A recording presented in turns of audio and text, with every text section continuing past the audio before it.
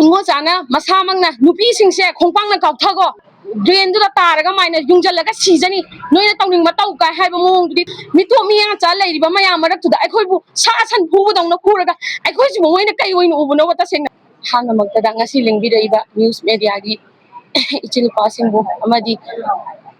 ꯈꯅꯥꯎꯁꯤ ꯈꯣꯟꯁꯦ ꯁꯤꯔ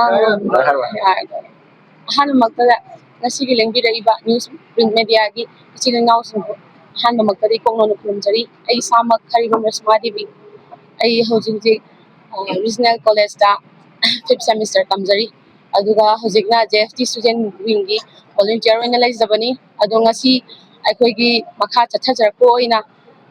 JFTꯅ ꯆꯪꯁꯤꯜꯂꯛꯄ ꯈꯣꯡꯖꯪꯒꯤ ꯃꯇꯨꯡ ꯏꯟꯅ ꯉꯁꯤ DMUꯗ ꯄꯥꯡꯊꯣꯛꯈꯤꯕ ꯉꯁꯤ ꯑꯩꯈꯣꯏꯅ ꯇ꯭ꯔꯦꯅꯤꯡ ꯄ꯭ꯔꯣꯒ꯭ꯔꯥꯝ ꯑꯗꯨ ꯃꯈꯥ ꯇꯥꯅ ꯆꯠꯊꯖꯕꯁꯨ ꯑꯩꯈꯣꯏꯒꯤ JFT ꯁ꯭ꯇꯨꯗꯦꯟꯠ ꯋꯤꯡꯅ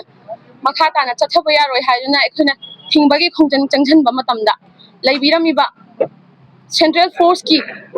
ꯑꯇꯣꯞꯄ ꯂꯩꯕꯤꯔꯝꯃꯤꯕ ꯁꯦꯟꯇ꯭ꯔꯦꯜ ꯐꯣꯔꯁ ꯀꯥꯡꯕꯨꯅ ꯀꯩꯁꯨ ꯑꯩꯈꯣꯏꯗ ꯀꯩꯝꯇ ꯀꯩꯅꯣ ꯇꯧꯕꯤꯔꯛꯇ꯭ꯔꯒꯁꯨ ꯂꯩꯔꯝꯃꯤꯕ ꯑꯩꯈꯣꯏꯒꯤ ꯁ꯭ꯇꯦꯠ ꯐꯣꯔꯁꯁꯤꯡꯁꯤꯅ ꯇꯧꯕꯤꯔꯛꯑꯒ ꯑꯩꯈꯣꯏꯗ ꯇꯧꯕꯤꯔꯤꯕ ꯑꯩꯈꯣꯏꯗ ꯎꯕꯤꯔꯤꯕ ꯑꯩꯈꯣꯏꯗ ꯌꯦꯡꯕꯤꯔꯤꯕ ꯃꯤꯠꯌꯦꯡꯁꯦ ꯀꯩꯅꯣ ꯍꯪꯖꯅꯤꯡꯉꯦꯕ ꯇꯁꯦꯡꯅ ꯍꯥꯏꯕꯗ ꯑꯩꯈꯣꯏꯁꯦ ꯃꯣꯏꯒꯤ ꯃꯆꯥ ꯃꯁꯨꯅꯤ ꯑꯩꯈꯣꯏꯁꯦ ꯃꯩꯇꯩ ꯃꯆꯥꯅꯦꯕ ꯏ ꯃꯁꯦꯜꯅꯦꯕ ꯃꯈꯣꯏꯅ ꯐꯥꯎꯕꯗ ꯑꯩꯈꯣꯏꯗ ꯍꯟꯊꯕ ꯃꯤꯠꯌꯦꯡ ꯌꯦꯡꯉꯒ ꯐꯖꯕ ꯋꯥꯍꯩ ꯋꯥꯇꯥ ꯐꯖꯗꯕ ꯉꯥꯛꯇ ꯑꯩꯈꯣꯏꯗ ꯁꯤꯖꯤꯟꯅꯕꯤꯔꯦꯕ तसेंना हाय कांदा अखोइगी नुपी थौमी चलिबा मयाम सिंगसिदैदा मसामकना SCBO ओइबा सर उंगोचाना मसामकना नुपी सिंगसे खोंपांगना काउथगो ड्रेनदुदा तारगा माइना युंजलगा सिजनी नोइना तौनिंगबा तौ का हाइबा मोंगदुदी तसेंना अखोइना लाइसे अखोइगी खुनाइसे कन्नोगी दमक्तनेबा अखोइगी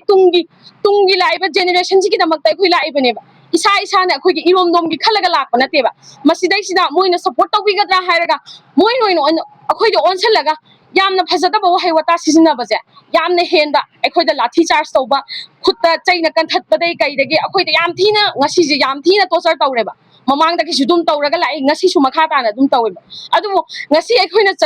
चंगजलिबा खोंसन ngasiदा अखोइना कयामु यामना लानबनो मोइना कयामु यामना चुनबनो हाबिजे अखोइ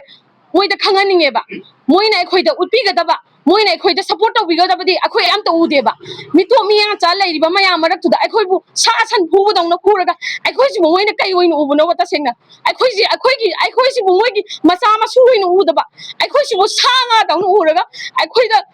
अदु तंथिनो ओनने तौबदी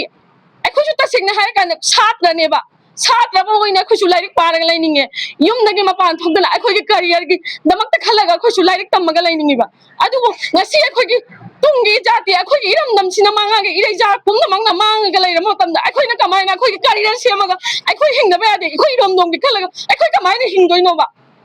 आइगी इरैजा आइगी तंगै पासिना मुल्ला कांदा अखोइगी करियर सिना कैदौदोइनोबा अखोइना हाइनिंगिजे मखोइना सपोर्ट तौबिगद्रा हाइरा तौबिबमिंग महुत्ता अखोइदोइनो ओनसनबिरगा अखोइबु फु चैयो हाइदुना मितो मियान जादोदा हाइरगा अखोइबु फुहन बसे हनबसिबु करंबा वखलोंदा मोइना तौरिबा थबकतो चुम्मे हाइना खलिब्रा मफमदुदा चथरिङै मतमदा DMU यूनिवर्सिटी दा लैरिबा छात्र इचिल नाउसिंग लैरिबा खुदिंमंगना अखोइना तौरिबा खोंजंगसिदा सरुक याबिबगी महुत्ता मोइ ओइना मनिंग हल्लगा लैरगा चखिबसे मोइगिसु सरुक यावदब्राबा अखोइ छात्र हाइबा छात्रसे अखोइ खतंगला मखोइगी छात्र नतब्रा मखोइदि तुंगी युमी नतब्रा मखोइदि मैतै मचा नतब्रा मखोइना लैथोगा चेलगा अखोइ खकना अतताइ ओइना अखोइ यावरिबा अखोइ खतंगना सोक्सनु मोइदि सोक्पा यादे हाइबगु मोइना मनिंग हल्लगा लैरगा चेनगिबदो अदुदि तसेंना नुवाइजदे मखोइसु मैतैगी मी ओइबा तारबदी मैतैगी इमाना पोकपा इ ओइबा तारबदी मखोइसु पुलप थोकपिरोबा थोकपिरागा ngasi अखोइगी इरैबाकसे मुत्खिदौरे अखोइगी पुंसीसे मांगबा हाइबदु ओइरबनेबा हौजिकसे चही लिसांगसिना मांगगा लागा ngasi लैराबनेबा मखोइसु यावबियु